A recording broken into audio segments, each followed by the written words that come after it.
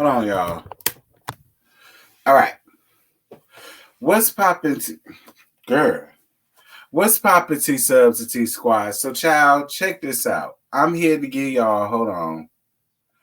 Every damn time I get on camera, I have to constantly fix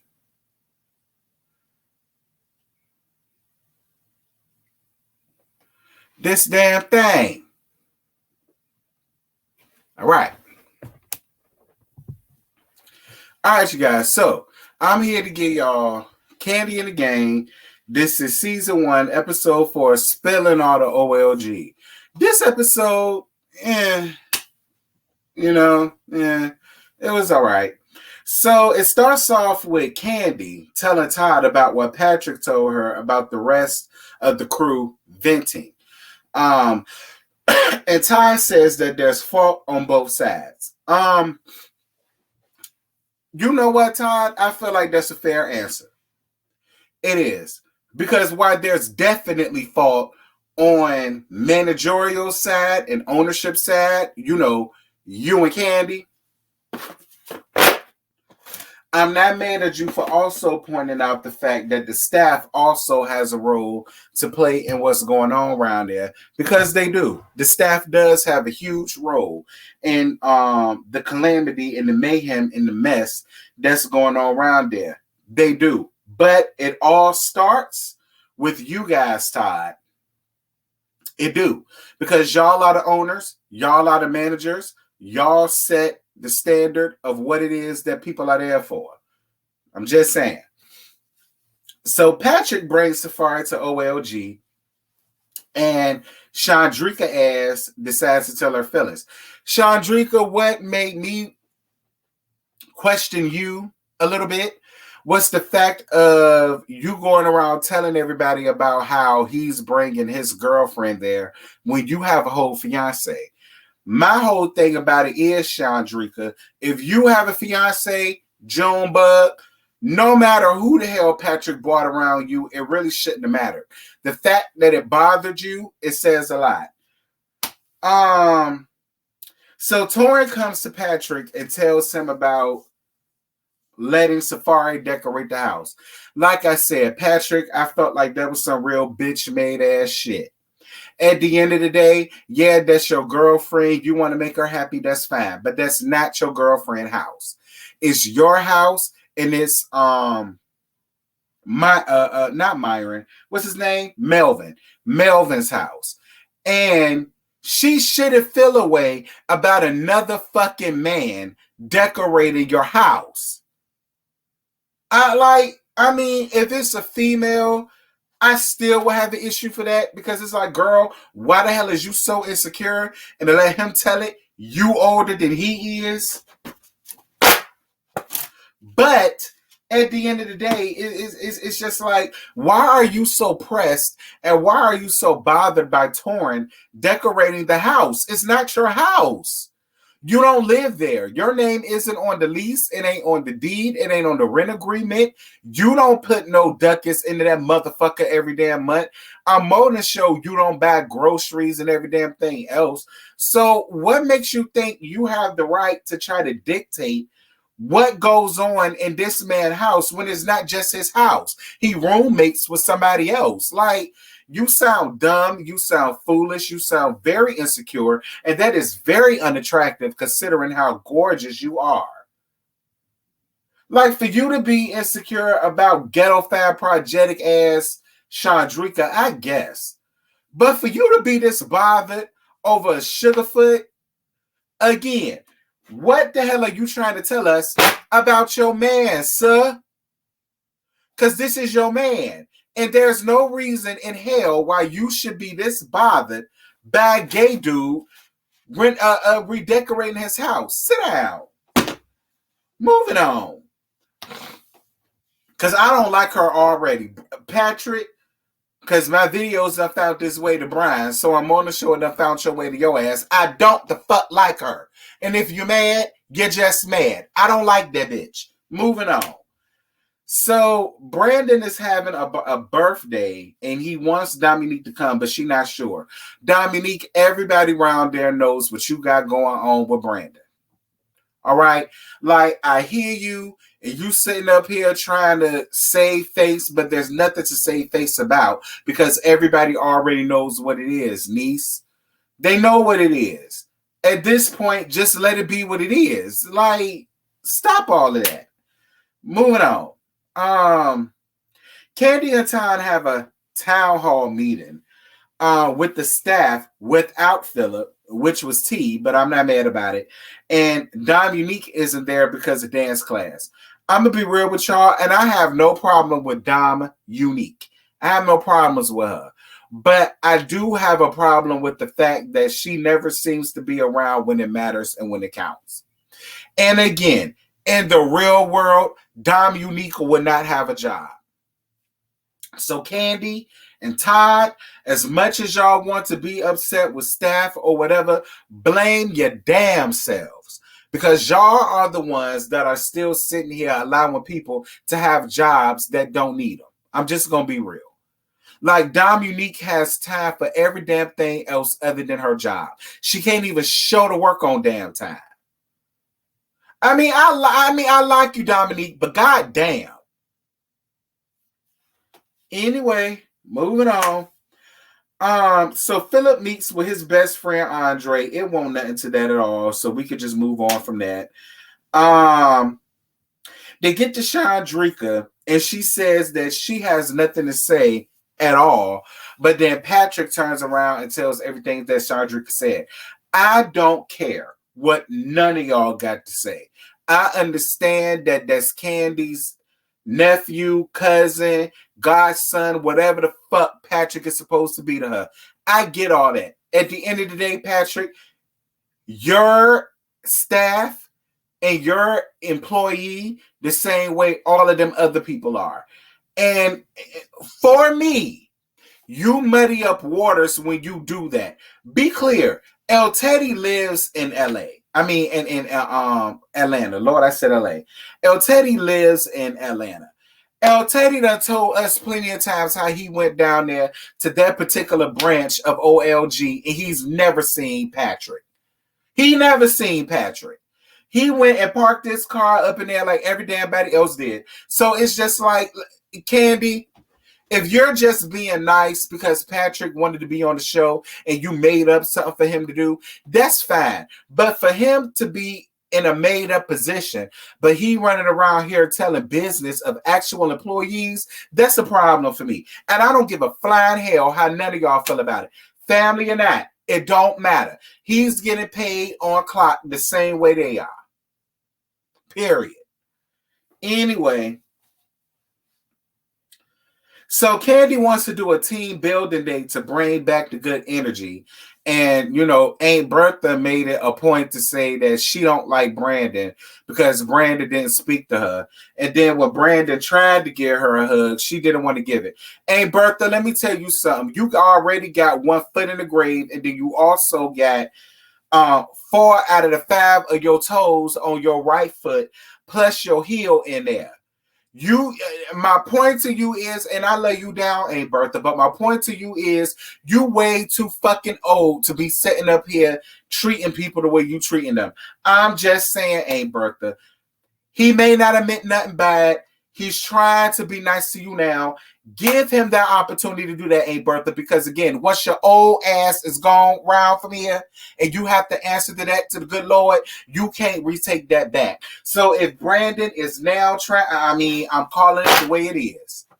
I like you, but I'm calling it the way it is. And if Brandon is trying to give you that respect, then you need to go on ahead and just allow him to give it to you. What was the point of you bringing that up if you did not look for that type of respect back? You way too damn old, and you got way too many damn toes in the grave. The death angel went following you every damn day, Aunt Bertha. Stop being so damn old and tired and mean and ornery. Stop doing that. Like, for real, I can't stand old people like that. I can't stand it.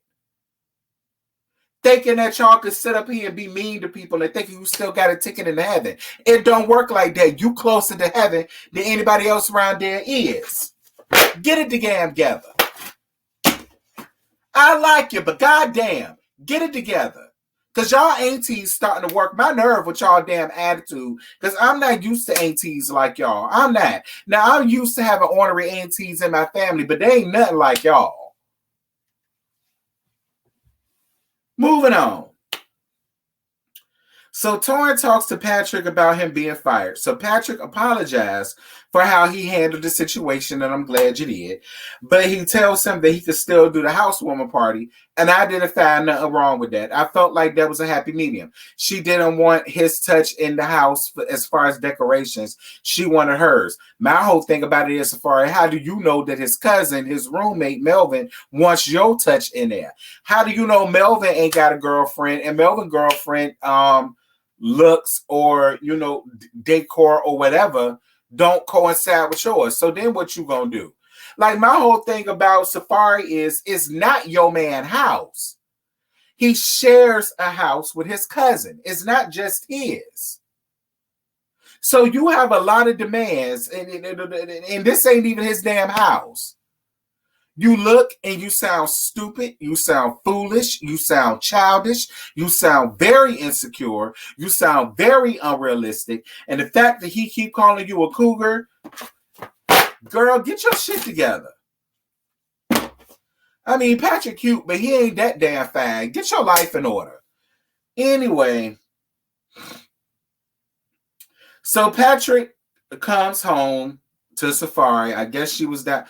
Listen. Quiet as it's kept, I really feel like they called Safari and said, Kandi letting him off of work. He needs to have a scene. So come over here and act like you was waiting for him, because I don't know. Something about Safari and Patrick, it seems scripted to me. So she's still mad at the fact that he told Torrin that he can decorate the house. Again, can somebody get under the comments and tell me what the fuck is she mad for? Like, again, if it was Chandrika, I would understand her feelings. You're pressed over a sugarfoot, a sissy, a punk, a gay man.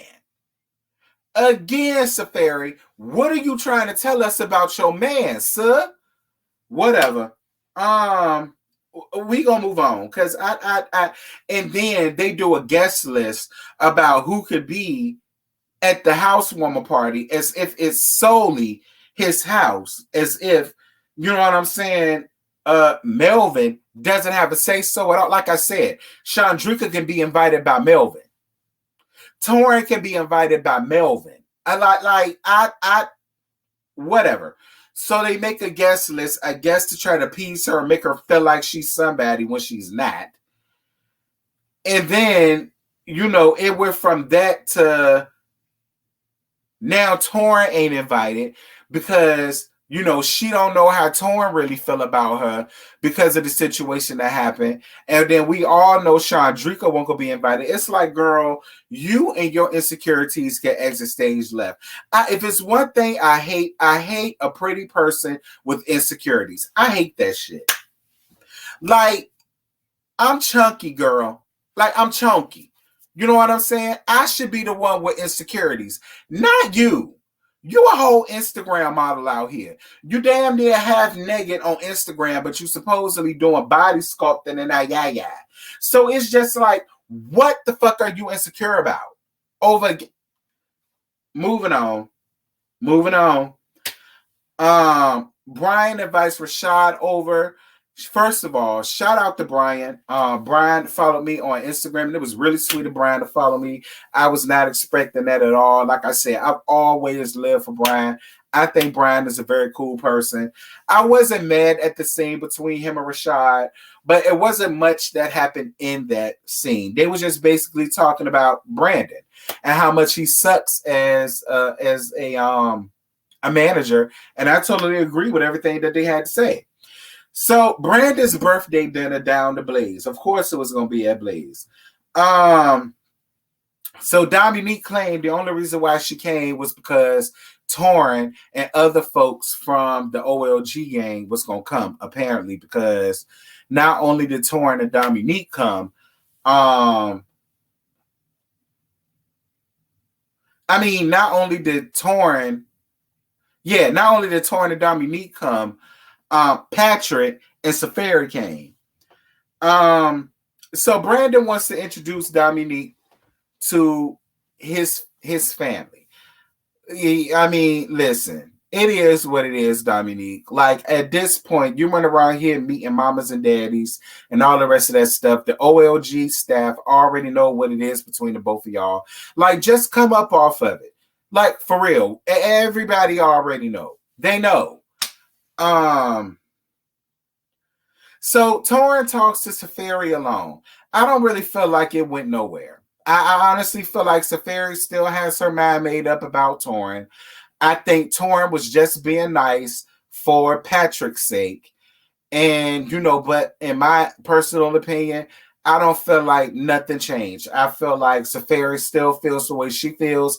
I feel like Torrin still feels the way that he feels. And, Patrick is just whipped. Is this your first piece of pussy? Because I keep giving you this trade fan. It's not showing up right now because it's blue. And y'all know how it is. Green screens is either green or blue. That's why it's showing up like this. But it's just like your girl is not doing a very good job of portraying you as a straight male. I'm just leaving it at that. So Kandi and Todd have a conversation with Chandrika. That's really all that happened in this episode.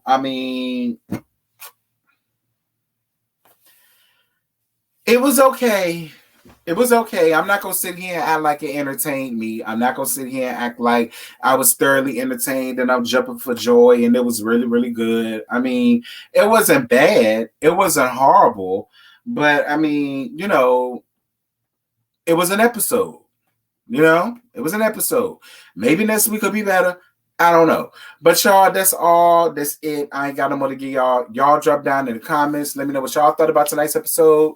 The Let's Gag will be tomorrow night at 8:05. The time has changed. It's no longer at 11 a.m. because the bitch got to work.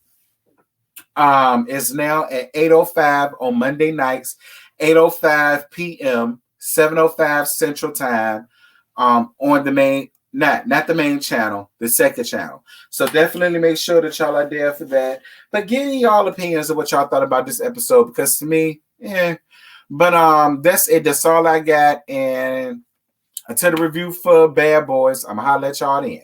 Bye.